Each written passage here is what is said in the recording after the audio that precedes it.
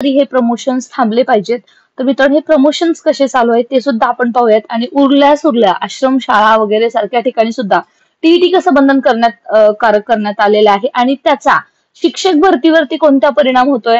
तर मित्रांनो, हे लक्षात घ्या. अल्पसंख्याक संस्था आहेत 1ली ते 12वी पर्यंतच्या, त्याच्यामध्ये ज्या काही मायनॉरिटीच्या आहेत, रिलिजियस मायनॉरिटी किंवा भाषिक मायनॉरिटी, धार्मिक किंवा भाषिक या तत्वावरती त्यांना तो दर्जा मिळालेला आहे. तिथं ना तो टेट आहे ना तर ती टीईटी आहे. तिथं बंधनकारक नाहीये. म्हणजे लक्षात घ्या, सरकारची कशी दुटप्पी भूमिका सगळ्याच बाबतीमध्ये आहे.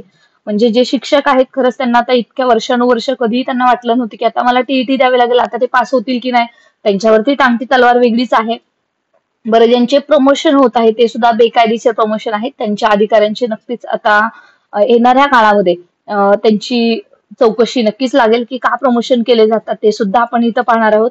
आणि सध्याच्या शिक्षक भरतीमध्ये त्याच्यामुळे जागा कमी येणार आहेत. परंतु ज्यांचं नुकतं बीएड झालेलं आहे, जे शिक्षक भरतीचे फ्युचर पाहत आहेत, त्यांना मात्र 2027 ची जी काही टेट होईल येणाऱ्या काळामध्ये, तो म्हणजे गोल्डन पिरियड असणार आहे. कारण त्यावेळेस बऱ्याच शिक्षक भरतीच्या जागा येणार आहेत. आणि त्या कशा, याच्यावरती आपण एक स्पेशल सविस्तर व्हिडिओ बनवूया. कारण आरक्षणांतर्गत रिटायरमेंट किती आहे, कुठल्या जिल्ह्यामध्ये किती आहे आणि याचा सुद्धा फटका कसा बसणार आहे, याच्यावरती आपण बोलूया. Stay connected for the official authentic information. आपलं व्हॉट्सअप टेलिग्राम जॉईन करायचं आहे. या व्हिडिओच्या डिस्क्रिप्शन बॉक्समध्ये लिंक आहे. नमस्कार. महाराष्ट्र सरकारची दुटप्पी भूमिका कशी आहे ते आपण इथं पाहतोय. कारण सध्या शिक्षकांसाठी टीईटी बंधनकारक करण्यात आलेली आहे आणि म्हणून जवळपास 5.25 लाख उमेदवारांनी जरी फॉर्म भरले असले तरी त्यांच्यावरती टांगती तलवारच असणार आहे जर त्यांनी ती पूर्ण केली नाही तर. परंतु याच्या पाठीमागं शासनाने मात्र कोटी रुपये कमवलेले आहेत. आणि एवढं असताना रोज शासन निर्णय येत असताना सुद्धा प्रमोशन सुद्धा चालू आहे, ते सुद्धा थांबलेले नाहीयेत.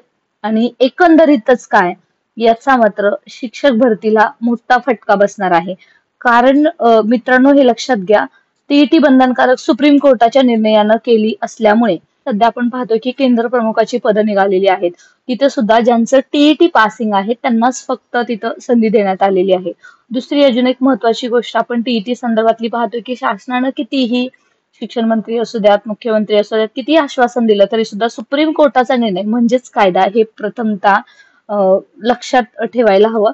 आणि अर्थातच सुप्रीम कोर्टाच्या निर्णयानुसार जेवढे शिक्षक 1 ते 8 ला आहेत ते जवळपास 2027 पर्यंत जर त्यांनी टीईटी पास केली नाही तर बऱ्यापैकी शिक्षक आता कायमस्वरूपी त्यांना नोकरी सोडावी लागेल आणि सक्तीची राजीनामा त्यांना द्यावा लागेल. किंवा बघा आता मित्रांनो, आता नुकतंच आपण एक न्यूज सुद्धा पाहिलेली आहे की ज्या सुजाता सौनिक आहेत त्यांना सुद्धा वॉरंट निघालेलं आहे त्यांच्या विरुद्ध सुद्धा. कारण त्यांनी जे शिक्षकांच्या संदर्भातील नियम आहे ते पाळलेले नसल्यामुळे. एवढं सगळं करून बऱ्याच अधिकाऱ्यांची सध्या चौकशी चालू आहे. बोगस शालार्थ आयडीचं प्रकरण आता एवढं गाजत आहे. आणि त्याच्यामध्ये नाशिक जिल्हा परिषद, नाशिक प्राथमिक विभाग यांनी मात्र समुपदेशनाद्वारे पदस्थापना देण्याचं कामी 11/10/2025 रोजी उपस्थित राहायला सांगितलेलं आहे. आणि अर्थात त्याच्यानुसार आता इथं जे प्रमोशन आहे ते सुद्धा चालू आहे. त्याची फक्त तुम्ही अट फटाफट पाहून घ्या. तर मित्रांनो, तेव्हा प्राथमिक शिक्षकांमधून विज्ञान गणित विषय समूह पदवीधर शिक्षक पदावर पदस्थापना देणे कामी त्यांनी 12 वाजता हजर राहायचं होतं. आता ऑलरेडी हे झालेलं आहे. पण सांगायचंय काय की आता जर आपण इकडे लक्ष नाही दिलं तर बाकीकडे सुद्धा असंच व्हायला सुरुवात होणार आहे. तर आता लक्षात घ्या, त्यांची अनिवार्य अट कोणती आहे. उपस्थित राहणाऱ्या शिक्षकांनी बीएससी पदवी धारण केल्याचं मूळ प्रमाणपत्र, गुणपत्रक तसंच बीएड पदवी धारण करण्याचं मूळ प्रमाणपत्र व गुणपत्रक सोबत आणणे गरजेचे आहे. तर कुठं सुद्धा टीईटी असो किंवा सीटीईटीची अट देण्यात आलेली नाहीये. म्हणजे थोडक्यात काय, तर मात्र शासनाच्या या गाफील कारभारामुळे काही ठिकाणी पदस्थापना चालू आहे आणि काही ठिकाणी मात्र शिक्षकांना वेठीस धरलं जाते. तर मागास बहुजन कल्याण वर्ग मंत्रालय विकास वर्ग जो जी आर आहे मध्ये दिलेला आहे. आता 1ली ते 8वी पर्यंतच्या आश्रमशाळेतील प्राथमिक शिक्षकांना शिक्षक पात्रता परीक्षा उत्तीर्ण असणे बंधनकारक असण्याबाबत. आता बघा मित्रांनो, याच्यामध्ये त्यांनी पूर्णतः या डिटेल्स दिलेले आहेत की कधीपासून तुम्हाला हे करणं गरजेचं आहे. आणि हा जो सर्वोच्च न्यायालयानं दिलेला निर्णय आहे तो 1/9/2025 द्वारे दिल्यानंतर शिक्षण बालकाचा मोफत आणि सक्तीच्या शिक्षणाचा हक्क अधिनियम 2009 नुसार शैक्षणिक व व्यावसायिक पात्रता आणि शिक्षक पात्रता परीक्षा, शैक्षणिक म्हणजे अर्थात जे काय आपलं बीएससी असेल किंवा एमएससी असेल किंवा बीए असेल, त्याचबरोबर व्यावसायिक पात्रता बीएड असेल, त्याचबरोबर डीएड असेल आणि शिक्षक पात्रता परीक्षा 1 ते 8च्या शिक्षकांना कंपल्सरी आहे. आणि त्याच्यानुसार जे सेवेत लागलेले शिक्षक आहेत त्यांना भरती होण्यापूर्वी आरटी लागू होण्यापूर्वी भरती झालेले आहेत, ज्यांना निवृत्तीपर्यंत 5 वर्षा पेक्षा जास्त सेवा उरलेली आहे. म्हणजे बघा, आरटी हा कधी ऍक्ट चालू झाला त्याच्या पूर्वी भरती झालेले आहेत, लागू होण्यापूर्वी भरती झालेत. म्हणजे जेही शिक्षक आता 1 ते 8वी पर्यंत काम करत आहेत त्या सर्वांना हे टीईटी बंधनकारक आहेत. आणि त्याचमुळे जवळपास 5.25 लाख फॉर्म सध्या आलेले आहेत आणि सरकारने मात्र त्याच्यातून कोट्यावधी रुपये कमवलेले सुद्धा आपल्याला पाहायला मिळतोय. त्यामुळे टीईटी पण बंधनकारक आहे आणि ज्यांचं फक्त 5 वर्ष शिल्लक आहेत निवृत्त होण्यासाठी त्यांना मात्र याच्यातून म्हणजे त्यांना याच्यातून शिथिलता दिलेली आहे. परंतु जर अशा कर्मचाऱ्यांनी सक्तीने निवृत्त केले जाईल जर त्यांनी उत्तीर्ण केली नाही, विहित मुदतीत म्हणजे किती 2 वर्षाच्या आत शिक्षक पात्रता परीक्षा उत्तीर्ण करणे बंधनकारक आहे. मित्रांनो, तुमच्या सर्वांच्या माहितीसाठी टीईटी ही वर्षातून एकदाच होते आणि सीटीईटी वर्षातून 2दा घेतली जाते.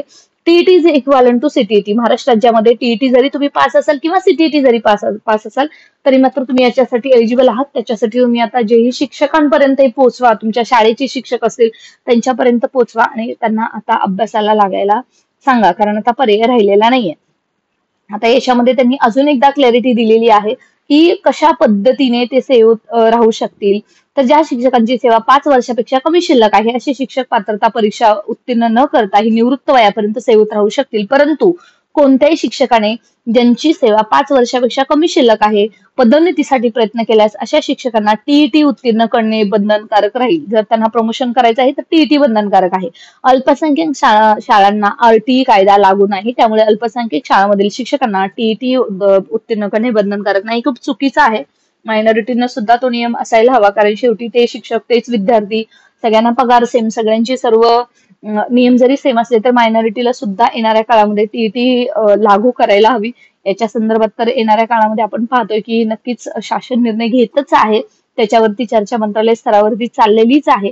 परंतु एकच सांगायचं आहे की मित्रांनो, शासनाची कशी दुटप्पी भूमिका आहे.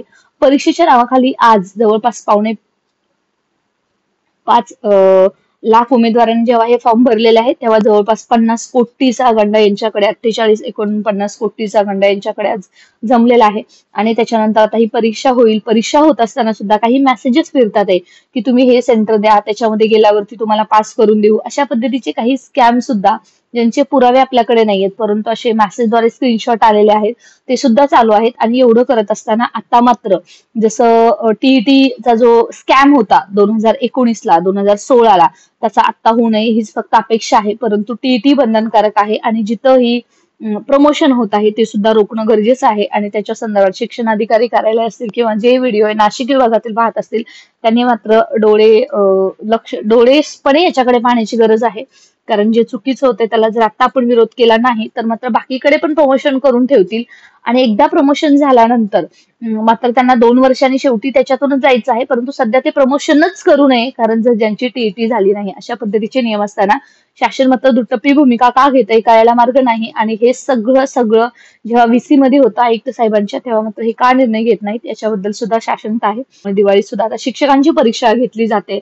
हे जरी असलं तरी हा सुप्रीम कोर्टाचा निर्णय आहे, तो सर्वांना मान्य करावाच लागेल. आणि याचमुळे येणाऱ्या काळामध्ये शिक्षक भरतीच्या ज्या काही परीक्षा होतील त्याच्यामध्ये नवीन उमेदवारांना जे टीईटी आहेत ज्यांच्याकडे गुणवत्ता आहे त्यांना संधी मिळेल यात मात्र शंकाच नाहीये. तुम्हाला काय वाटतं ते मात्र कमेंट सेक्शन मध्ये लिहायला विसरू नका. Stay connected. Thanks for watching.